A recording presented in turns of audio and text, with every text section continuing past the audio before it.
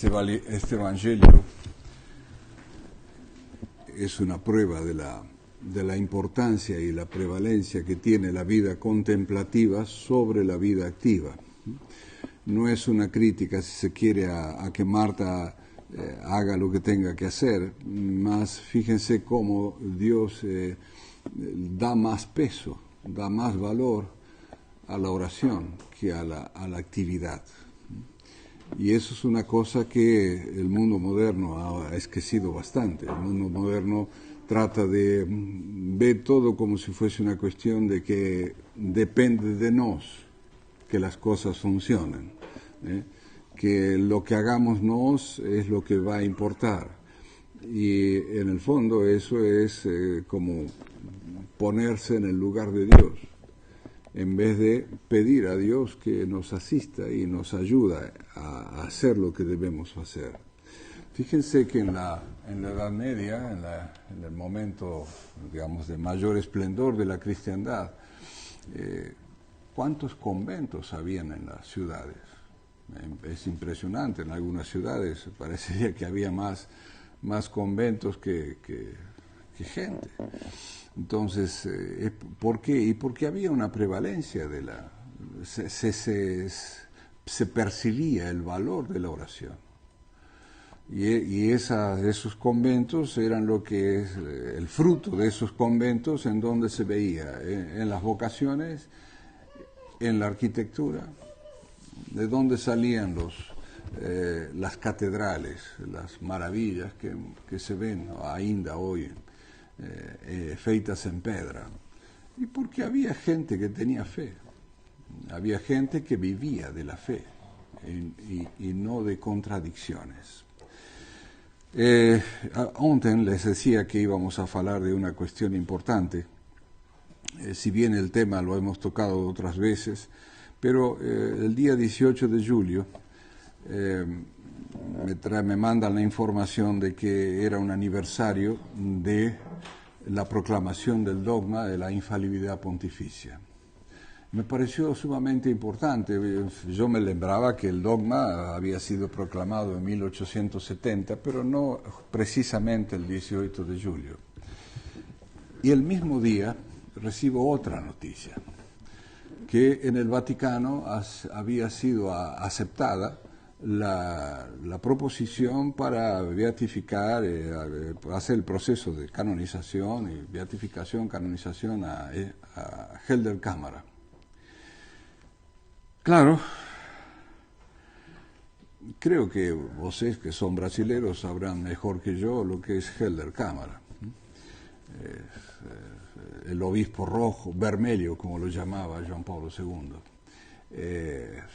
Entonces, realmente ya llega a decir, uno dice, bueno, basta.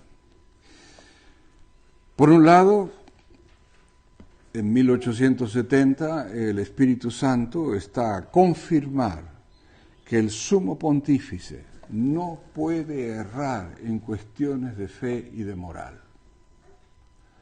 Eso fecha marca una cosa que es sumamente importante y además interesante ver por qué 1870 y no en 1500. Precisamente porque es casi prácticamente 100 años antes de que venga el gran debacle con el Vaticano II, etc. O sea, y que venga un poco toda esta crisis que estamos sufriendo. Porque el estudiar, el acreditar en el dogma de la infalibilidad pontificia soluciona toda la situación que estamos viviendo.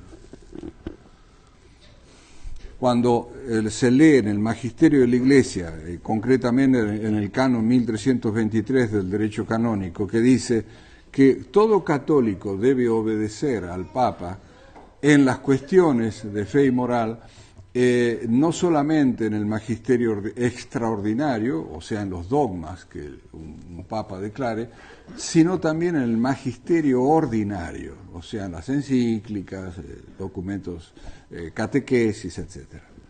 Bien, si yo sé eso, si yo sé que un papa es infalible en toda su enseñanza, tanto magisterio extraordinario como ordinario, se acaban los problemas que estamos viviendo. ¿En qué sentido?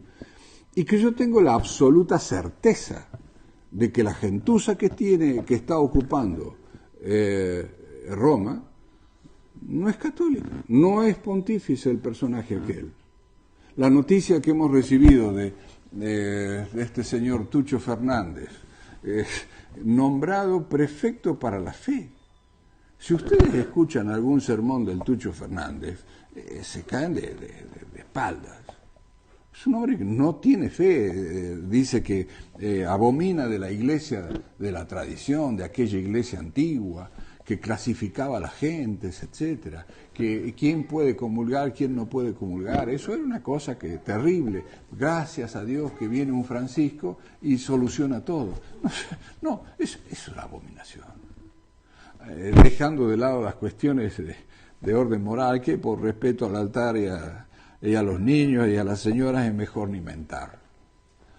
Entonces, cuando tenemos, repito, cuando tenemos dogmáticamente, sabemos cuándo hay un papa, sabemos cómo hay un papa, y cuando hay un señor, como un Pío XII, un San Pío X, que toda su doctrina coincide con la de 260 pontífices anteriores. Nunca puede haber contradicción, nunca. Lo que decíamos antes en la catequesis. El Evangelio nos dice que vuestro falar sea sí, sí, no, no. Ahora bien, ¿Dios va a darnos un papa que sea hereje? No, no puede. No puede. Y si hay un señor que está sentado en la sede de Pedro y que es un hereje, es señal de que es un ocupa, que es señal de que, bueno, Dios está probando a su iglesia. ¿Probar en qué? En la fe. En la fe de creer en el dogma de la infalibilidad. Así como tenemos que creer en el dogma de la Inmaculada Concepción de María, y nadie discute, ¿no? La Inmaculada Concepción, o sos católico o no sos católico, si aceptás o no aceptás el dogma. ¿Por qué no hacemos lo mismo con el dogma de la infalibilidad? ¿Por qué estar a forzar? Ah, no, Francisco es papa, esos grupos, Don Bosco, IBP, la neofraternidad, no, es papa. Es un absurdo. Es un absurdo porque es una realidad la que estamos viendo. Es un señor que no tiene fe católica. Es un señor que está corrompiendo la iglesia, la doctrina de la iglesia, la moral de la iglesia. Es cualquier cosa menos un pontífice. ¿Cómo podemos insistir? No, tiene que haber papa. Sí, tiene que haber papa en tanto y en cuanto Dios lo permita. Pero no podemos estar sin papa. Perdón, tenemos 260 papas. Cuando hay algún problema de doctrina, miramos lo que enseñaron 260 papas. Eso es simple. ¿Por qué estamos rebuscando y dando vueltas y sacando teorías estrafalarias? No, pero el papa es materialiter, pero no formaliter. No. Hay que acordarse de lo que enseña Cristo. Sed astutos como serpientes y sencillos como pombas. ¿Por qué no aplicamos sencillamente el dogma de la infalibilidad? Acabó. ¿Por qué cuando Cristo dice, si no sois como niños, no entraré en el reino de los cielos? Al niño se le enseña el dogma de la infalibilidad, así como se le enseña el dogma de la Inmaculada Concepción, lo cree y punto. Y si ve que un señor que viste de blanco pone la Pachamama en el altar, o hace idolatrías, o pone a Martín Lutero en el Vaticano, bueno, sabrá que eso no es católico y pronto. Y ese señor no puede ser pontífice, y pronto. Pero eso es estar continuamente forzando lo que es la realidad.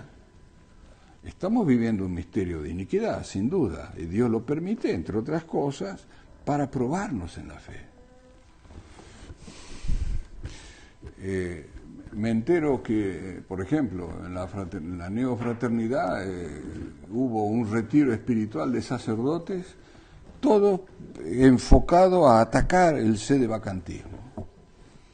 Absurdo. ¿Cómo vas a atacar el sedevacantismo? Con la situación que tenemos. Si tuviésemos un papa como Pío XII, San Pío X, y hay sede vacantista, bueno, sí, perfecto, son una tropa de imbéciles esos señores. Pero en ese entonces había pontífices, claramente católicos. Ahora, ¿cómo no vas a sostener que la sede está vacante? Si vos decís que la sede, por narices, está ocupada por un pontífice, el pontífice, por narices, no puede no ser católico. Es la cabeza de la Iglesia, la cabeza visible, y por tanto, la cabeza visible tiene que guiar a toda la Iglesia. Ahora, si la cabeza visible está torta, está doida, está corrupta, lo que fuese, no puede ser cabeza de la Iglesia un personaje de estos. Entonces, insistir que obispos incluso, tradicionalistas, estén empeñados en que hay pontífices. Uno dice, bueno, también, ¿será que están empeñados en la curvatura del cuadrado? No sé. Lembren siempre, no puede haber contradicción en Dios. Si Dios dice claramente, el Papa no puede ser hereje, en definitiva, es que es así. Yo por fuerza no puedo inventarme un Papa. No lo tenemos, recemos para tenerlo pronto, tener un Papa católico. No sé de cómo saldrá, eso es un problema de Dios, no es un problema nuestro. A nosotros nos toca rezar para tener un pontífice católico, nada más. Pero eso de que se reúnan a criticar a los sedevacantistas, que esto, que lo otro, realmente uno dice, a mí me causa estupor ver la ceguedad de esta gente. ¿A quién no le gustaría tener un papa católico? Por supuesto que a todos nos gustaría. Pero precisamente lo que la Iglesia, lémbrense que otro dogma de la Iglesia es la indefectibilidad de la Iglesia. La Iglesia nunca puede enseñar el error. Ahora bien, si la Iglesia pudiese tener un papa hereje, ¿cómo puede hacer que la Iglesia no enseñe el error? O sea, si la Iglesia no puede enseñar el error es porque tiene una cabeza que no puede enseñar el error. 2 más 2, 4. Es simple. Entonces, realmente cuando uno ve esas cosas, las últimas noticias que llegan de Roma, etcétera, una cosa peor que otra. El obispo que han nombrado como titular de la diócesis de Buenos Aires. Un señor que, en fin, acepta los matrimonios trans. Uno dice, ¿no hay alguien peor? Yo creo que no han encontrado a nadie peor. ¿Eso es católico? Y yo le voy a tener que enseñar a los niños eso en la catequesis, no, que hay papa, el obispo.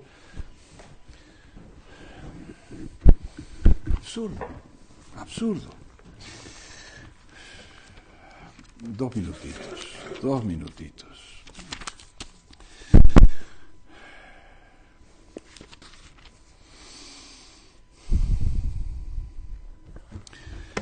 Vean lo que dice el canon de la misa.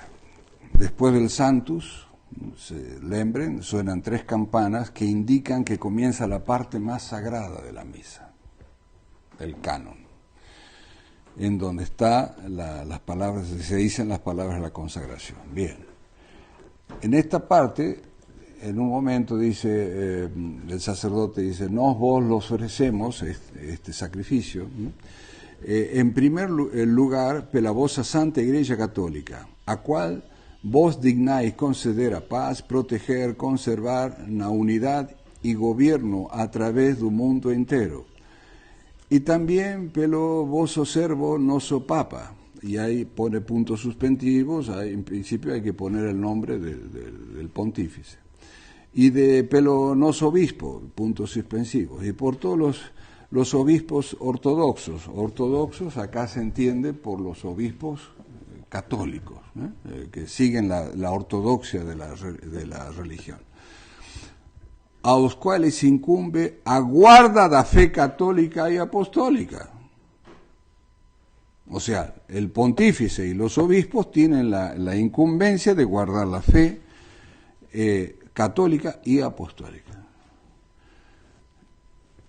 El supuesto pontífice que tenemos y los supuestos obispos que tenemos guardan la fe católica y lo vemos. No podemos inventar esto. ¿Tienen algo de apostólicos? No. Ontem cuando decíamos, poníamos el caso de estos padrecitos birritualistas. ¿Un apóstol asistiría a una misa de un padre birritualista? No. ¿Por qué? Y porque es contradictorio.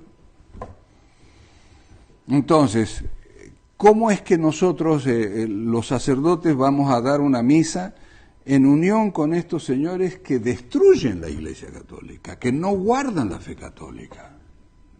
¿Y yo los voy a tener que mentar? Absurdo. Absurdo.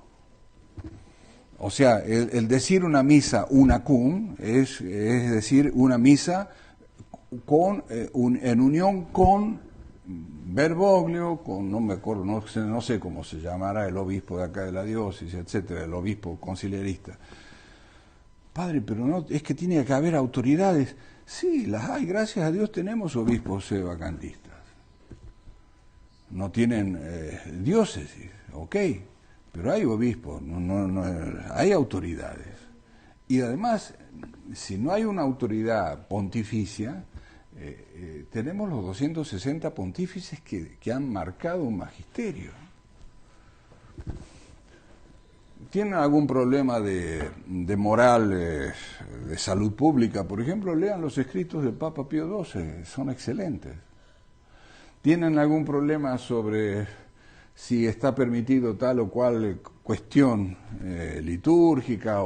Lean lo que escribió San Pío X o sobre la catequesis, tiene una encíclica sobre la catequesis excelente, San Pío X, Pío XII también, Pío XI también, etc. No se puede decir que estamos huérfanos absolutamente de pontífices. Tenemos ese magisterio.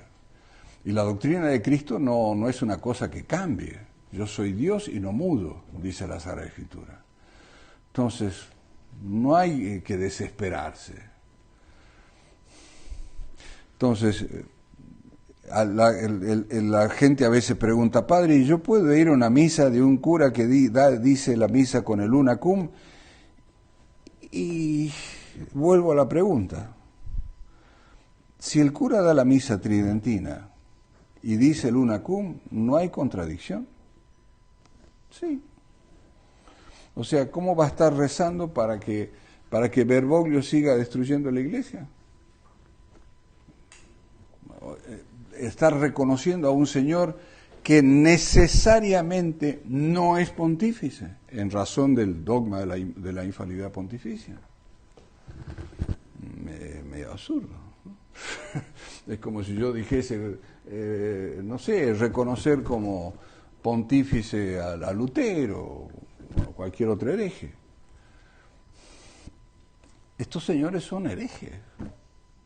No es más o menos, no, son herejes, públicos, etcétera, ¿no? Tienen todas las características.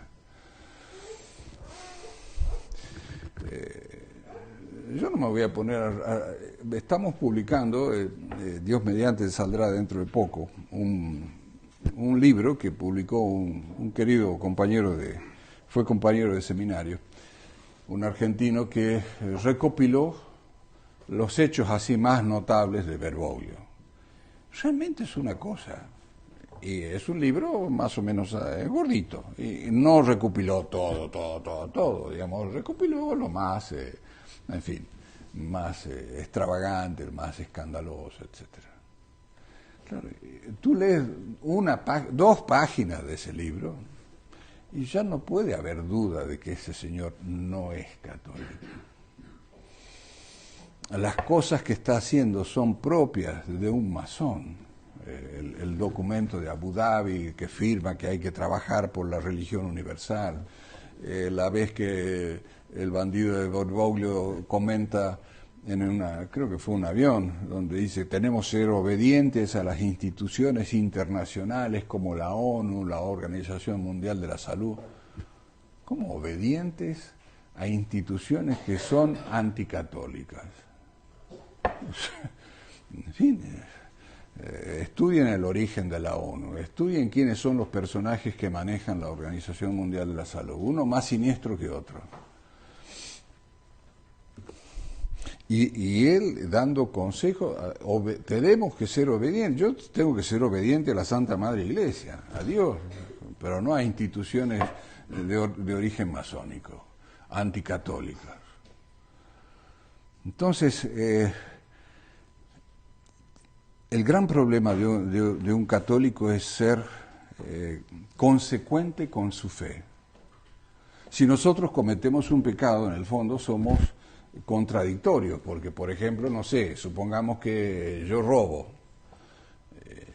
estoy en contradicción con el mandamiento de no robar, y así con todas las cosas. Si nosotros cometemos pecados es porque somos contradictorios en ese aspecto.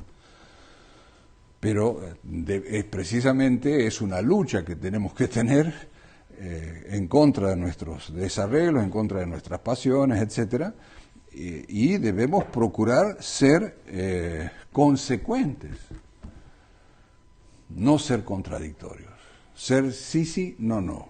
Y si somos católicos, bien, yo tengo que cumplir los 10 mandamientos, tengo que rezar, etcétera, etcétera. Pero no puedo favorecer la contradicción. No puedo favorecer que estos señores vengan a decirnos que son católicos y hacen cualquier barbaridad. Permiten cualquier aberración. Cuando uno lee lo que fue Sodoma y Gomorra era un kindergarten a comparación de lo que es hoy en día el mundo. Y eso favorecido por los personajes que están ocupando el Vaticano y los obispados. El obispo ese de Lisboa, que dijo que van a hacer la reunión de la juventud, etcétera, y dice, nosotros hacemos esta reunión, pero no para convertir a los jóvenes a Cristo. ¿Ah, sí? ¿Y para qué? Pero te lo están diciendo en la cara. No, para ir a visitar a las sinagogas, a las mezquitas, para que... No, por favor. Si uno dice que esa gente es católica, y bueno, uno ya es imbécil, qué sé yo. No puede haber otra cosa. Entonces seamos consecuentes, procuremos con todas nuestras fuerzas no ser contradictorios, tratar de ser católicos en todo, en los mandamientos, en la doctrina, en el dogma de la infalibilidad. Pronto. La guerra que tuvimos con el famoso Williamson, cuando enseñaba, por ejemplo, de que la Virgen había nacido sin pecado original, sin pecado original, nacido sin pecado original. Y se le dijo, ojo, monseñor, no, eso no es así, la Virgen fue concebida. Jijiji, jajaja, contestaba él. ¿Cómo? O sea, si yo digo que la Virgen nació sin pecado original, estoy dando a entender que durante 9 meses en el seno de Santa Ana estaba con pecado original. Es un error protestante, es una estupidez. El dogma dice, fue concebida, es inmaculada concebida. Pronto. No puedo modificar eso. Y si lo modifico, no soy católico. Ojo. Entonces, así como no puedo modificar el dogma de la Inmaculada Concepción, no puedo modificar el dogma de la infalibilidad pontificia. Y si ustedes se recuerdan esto, se lembran de esto, cualquier cura que venga a decirles, no, el Santo Padre, que además, ¿cómo no les da vergüenza? ¿Cómo yo voy a poner a falar de San Pío X como Santo Padre, de un Pío XII como Santo Padre, y ponerlos al mismo nivel que un Bergoglio? A mí me da noyo, es noyento. ¿Cómo yo voy a nombrar a un Castro Mayer, a un Monseñor Castro Mayer, un Monseñor Lefebvre, un Monseñor, en fin, obispos santos, no sé, San Anselmo, San Ambrosio, y dentro de poco, ojo, va a haber un Sángel del Cámara? Porque si hay un San Pablo VI, hay un San Juan Pablo II, ecumenista, mundialista, etcétera, globalistas, terrible, ¿cómo no va a haber un Sángel del Cámara? Esperen un poquito, eso sale dentro de poco. No, es que yo estoy burlándome de los santos anteriores. Yo recuerdo que cuando nombraron, no me acuerdo el año, beatificaron a Juan XXIII y en la misma ceremonia beatifican al Papa Pío IX. Pío IX tiene todos los honores para ser beatificado, fue el Papa que declaró el dogma de la infalibilidad, declaró el dogma de la Inmaculada Concepción. Claro, pero estos bandidos modernistas te ponen a los dos juntos, para que tú te creas el cuento de que tanto vale el Pío IX como vale el Juan XXIII, que era un bribón liberal, masón, procomunista. Entonces, claro, te ponen los dos juntos ¿y qué ganan con eso? Relativizan. Ya no hay blanco preto, no hay sí, no, hay más o menos. Y claro, si nos comemos el más o menos, ya estamos en el error. Ya estamos en el error. Claro, decir que no podía ser, qué sé yo, pero la gente decía, no, pero fíjate que los han beatificado los dos juntos, entonces los dos son buenos. No son buenos. Y eso muestra también que un papa no era, creo que fue Juan Pablo II, que no era pontífice, porque el pontífice no puede relativizar la verdad. Y vivimos metidos en esa lama de que vale todo, lo bueno, lo malo, lo más o menos. No. Un católico debe ser íntegro, entero, debe responder por cada una de las verdades que se enseñan. Y todo lo que no es verdadero es erróneo, con distintos matices, pero es erróneo. Entonces, queridos fieles, seamos consecuentes con lo que decimos creer. Si decimos creer que Dios es Jesucristo es la verdad, el camino y la vida, es Él. No hay una infinidad de verdades, caminos y vidas, como nos quieren hacer creer con el documento ese de Abu Dhabi, que una religión universal por el amor de todas y la fraternidad y no sé qué cosas más. Sin mí no podéis hacer nada. Cuando Cristo dice, id y pregad a toda la gente, el que crea y se bautice se salvará, el que no se condenará.